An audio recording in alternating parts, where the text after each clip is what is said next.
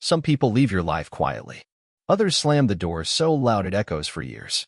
Claire slammed it. She wasn't just my girlfriend. She was the first person who made me believe I was worth something. Back when I was just a broke college dropout with nothing but wild ideas and caffeine-fueled ambition, Claire was the spark.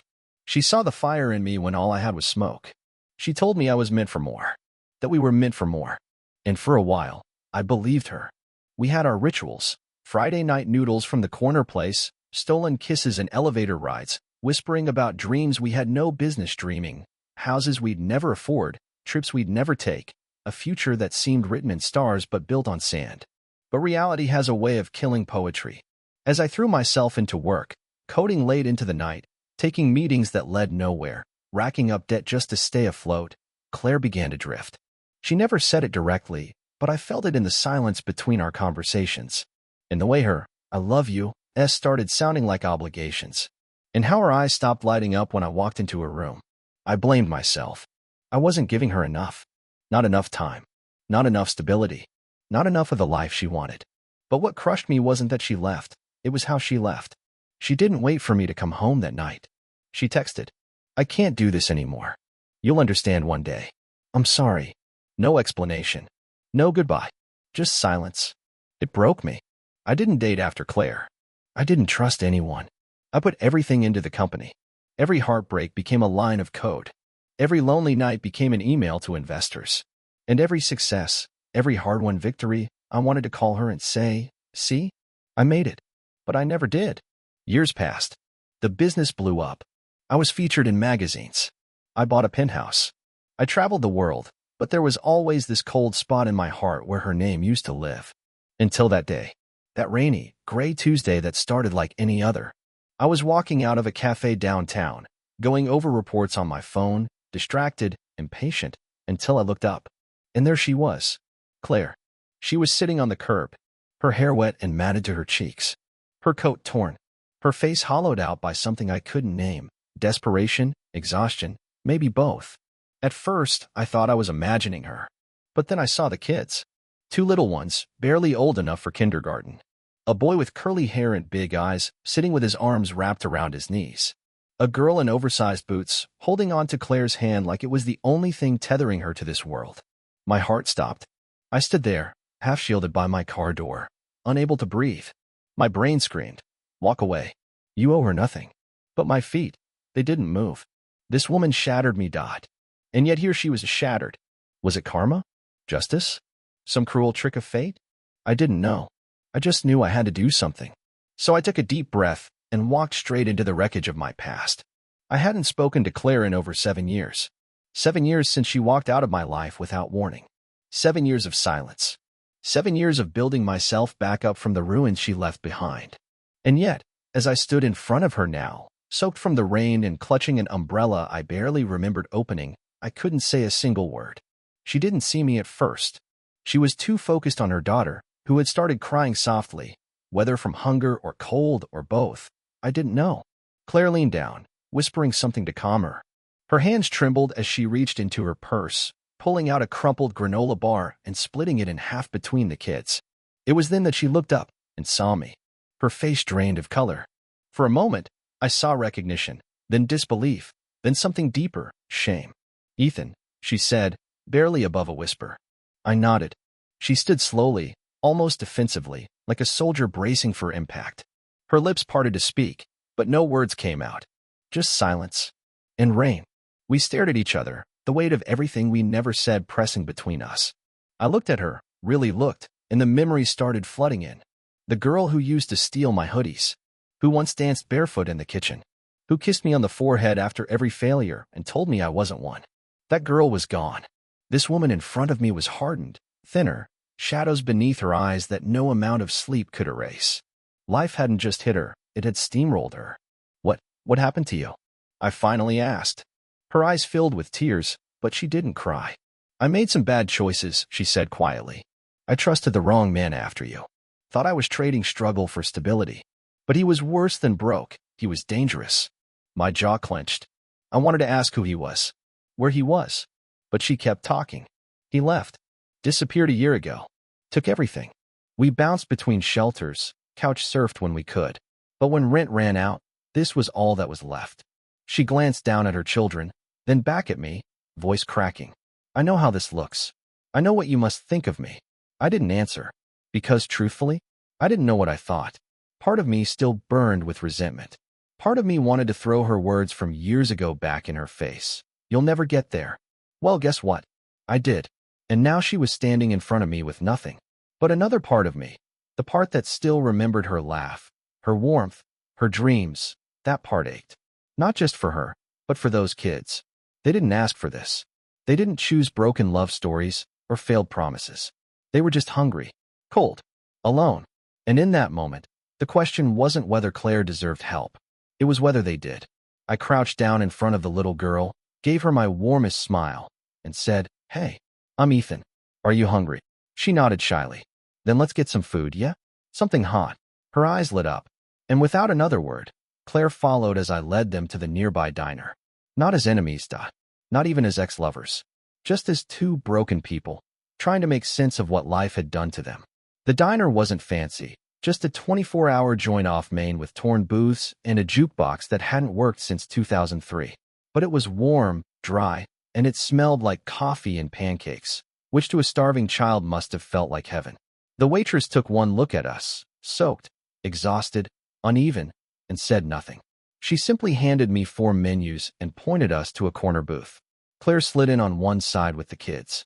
I sat across from them, still trying to make sense of what was happening. We hadn't spoken a word since leaving the street, and now here we were, like a family, or some strange imitation of one. I watched the kids dive into the menu like it was a treasure map. The boy, Sam, was animated and curious. His eyes flicked between the pictures of burgers and milkshakes, lighting up with every new option. The girl, Lily, was quieter. She clung to Claire's sleeve, glancing at me from time to time with a cautious, questioning look. But there was something familiar in her face I couldn't quite place. A shape in the cheekbones, a flicker in the eyes. They ordered pancakes. Lots of them. With extra syrup, whipped cream, and hot chocolate. I didn't stop them. I told the waitress to bring whatever they wanted. I'd have paid triple just to see them smile. As we waited for the food, Claire and I finally spoke again. "I don't expect anything from you," she said, keeping her voice low. "I'm not here to beg. I just didn't know where else to go." I stirred my coffee slowly. "You didn't ask to see me. I found you." She nodded. "I wouldn't have dared. After everything I said to you, after the way I left." She trailed off. I didn't fill the silence. Instead, I turned to the kids. "So, Sam and Lily, right?" They both nodded. "How old are you guys?" "6. Sam chirped. "I'm 6. Lily's 5. 5. My mind paused. The math hit me hard. Claire left me almost 7 years ago. If Lily was 5, that meant. I looked at her again. Really looked. Same nose. Same hazel eyes. Even the shape of her chin. No, it couldn't be. I forced myself back into the moment. The food arrived. Plates piled with pancakes, bacon, scrambled eggs. The kids tore into it like they hadn't eaten in days. Maybe they hadn't. Claire barely touched her food. She kept her gaze on them, her fingers trembling as she held a coffee mug. I noticed she still wore that tiny silver bracelet I gave her once, back when I couldn't afford anything else. I leaned in slightly. "Claire, who's their father?" She stiffened. For a second, I thought she wouldn't answer, that she'd lie, or dodge it, or pretend she didn't hear. But then she looked at me, eyes raw with something that wasn't fear, it was guilt. "I don't know," she said. "I mean, I do. I think. But I never got the chance to confirm." I blinked. "What does that mean?" She exhaled shakily. "Right after I left you, I dated someone. Briefly. It ended fast and badly. I found out I was pregnant 2 months later. But I didn't tell him. And part of me always wondered." She looked at Lily, then back at me. "But there were days, so many days, when I saw you in her face. And I hated myself for wondering if I had walked away from something more than just love." I sat back in my seat, my breath caught somewhere between denial and realization. My hands were shaking. Lily looked at me again, and this time, it wasn't caution in her eyes. It was reflection, like looking into a mirror I didn't know existed. Was she mine? Was the little girl sitting across from me the daughter I never knew I had? I didn't say a word. I just sat there, in a cheap diner booth, watching a child eat pancakes, while the foundation of my reality cracked wide open. The ride back to my place was silent. Claire sat in the back seat of the SUV with Lily asleep on her lap and Sam leaning against the window, his belly full, his eyes fluttering closed. I sat in the passenger seat, staring ahead, but my mind was miles away. I kept replaying Claire's words over and over. There were days when I saw you in her face. If there was even a chance Lily was mine, I needed to know, not just for me, but for her. For the girl who'd never met her father, who didn't even know she might have one. But the idea terrified me. What if it was true? What if I'd missed 5 birthdays, first steps, bedtime stories, skin knees, school plays, all because Claire walked away without ever looking back? And yet, what if it wasn't true? What if I let myself believe in something that would only break me again? The SUV pulled up outside my building. I hesitated. Then I turned to Claire. You can stay in the guest suite tonight. The kids need real sleep. In real beds. She looked stunned, like she didn't expect me to offer that much. Ethan, I don't want to burden you. It's not a burden, I said quietly. It's what they need. What you need. That night, I barely slept. I kept pacing, standing by the guest suite door, listening to Lily's soft breathing, to Claire's restless tossing. My thoughts churned like a storm, full of rage, longing, confusion, and an ache I couldn't name. By morning, I had made a decision. When Claire emerged from the room, hair messy, wearing one of my clean sweatshirts, I handed her a small envelope. She looked confused. What's this? A DNA kit. For you. For Lily. For me. Her face paled. I'm not accusing you, I added. But I need to know. And if there's even a 1% chance, then she deserves to know too. Claire clutched the envelope like it weighed 1,000 pounds. She nodded slowly. I'll do it, she said. Whatever you need. The next week passed in a blur. I helped get the kids cleaned up, bought them clothes, got them enrolled in a local daycare on a temporary basis. Claire tried to help, cooking, folding laundry, keeping her distance when she sensed I needed space. We weren't us. Not again. But we weren't strangers either. Every night, I found myself sitting with Lily while she colored or played with stuffed animals. And every night, that gnawing feeling grew. The way she squinted when she was thinking. The way she tapped her fingers on her chin when confused. The tiny dimple that showed up when she smiled, just like mine. And then the results came. I waited until the kids were asleep. Claire and I sat at the kitchen table, the envelope between us like a live grenade. I opened it. Read it once. Twice. Then I passed it to her with trembling hands. She read it, gasped, and looked at me, stunned. Lily was mine. 100%. My daughter. My heart exploded and collapsed all at once. 1,000 thoughts crashed into me, grief for the years lost, joy at the truth, rage at the silence, fear of what came next. Claire began to speak, but I held up my hand. Don't. Not now. And then I walked to the guest room where Lily slept, curled up in a ball with a blanket pulled up to her chin. I knelt beside her. For a long time, I just looked at her. Finally, I whispered, Hi, I'm your dad. She stirred, but didn't wake. I smiled through tears. I'm so sorry I wasn't there sooner. But I'm here now, and I wouldn't be leaving again. The days that followed were quieter, but not easier. Now that I knew Lily was my daughter, every moment with her became heavier, more meaningful. Every little thing, her laughter, the way she leaned against me during story time, how she asked if I'd be there tomorrow too, it all pierced deeper than I ever expected. She had no idea what was going on behind the scenes. No idea that the man tucking her in was her father. I wanted to tell her, needed to, but I also didn't want to shatter her world overnight. And then there was Claire. She kept her distance, as if trying to give me space to process everything. She cleaned, helped with homework, made breakfast, but said little. And I could see it in her eyes. She was waiting for me to decide what came next. One night, after Lily and Sam were asleep, I finally broke the silence. We sat on the rooftop terrace, the city lights shimmering in the distance. Claire held a mug of tea like it was anchoring her to this world. I looked at her, really looked. She was older now, more worn, but also softer, more grounded. She didn't carry the arrogance she once had. The fire in her eyes was still there, but it was tempered by something else, humility, maybe, regret. I don't know what to do with this, I said quietly. She looked at me, eyes wide. With what? With you, I admitted. With us. With everything. Claire set the mug down. I never planned to come back into your life. I didn't want to. I was ashamed, Ethan. I still am. I made a choice years ago that I thought was right, and it destroyed everything, including us. I said nothing. She went on. I should have told you. About Lily. But I was scared. I thought you'd slam the door in my face, and maybe I deserved that. But when I saw you again, I don't know. Part of me hoped maybe you'd still see me. Not the failure. Just me. The pain in her voice was real. But so was the pain in my chest. You didn't just walk away from me, I said, my voice cold. You walked away from her. You robbed her of her father. You robbed me of her first words, her first steps, birthdays. You left me with nothing.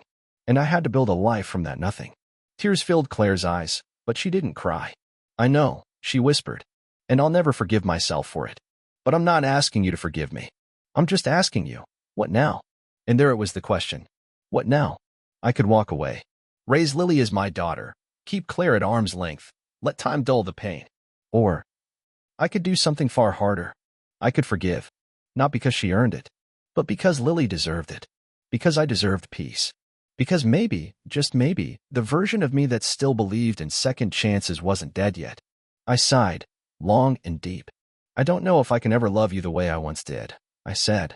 Claire's lips trembled. She nodded, bracing herself. But I do know this. I want Lily to have a mother and father who can look at each other without bitterness. I want Sam to have a home. And I want us, whatever we become, to be something better than what we were. Claire looked up, hope flickering like a candle in her eyes. Do you mean that? I nodded. It won't be easy, and it won't be fast.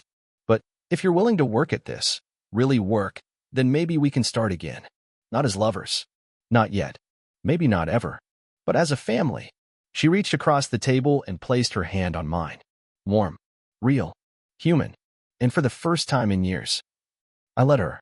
2 years later, the world looked nothing like it used to. The penthouse was still mine, but it felt warmer now. There were crayon drawings taped to the fridge. Tiny shoes lined up by the front door. A pink and blue calendar covered in stickers, school events, birthdays. The quiet, sleek home of a lone tech mogul had been replaced by the chaotic, beautiful noise of family. Lily called me Dad now, not because I told her to, but because she wanted to. The night I sat her down and told her the truth, she listened quietly, nodding slowly. When I asked if she understood, she climbed onto my lap, wrapped her little arms around my neck, and whispered, I knew. I cried harder that night than I had in a decade. Claire had changed too.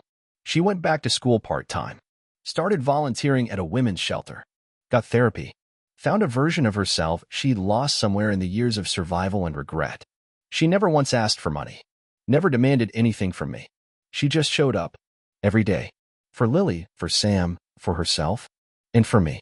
Slowly, I stopped seeing her as the woman who broke me and started seeing her as the woman who'd been broken too. We were no longer trying to fix what we were building something new. From scratch. As partners. As co-parents. As survivors. Then came the invitation. A small, white envelope, delivered to the front desk.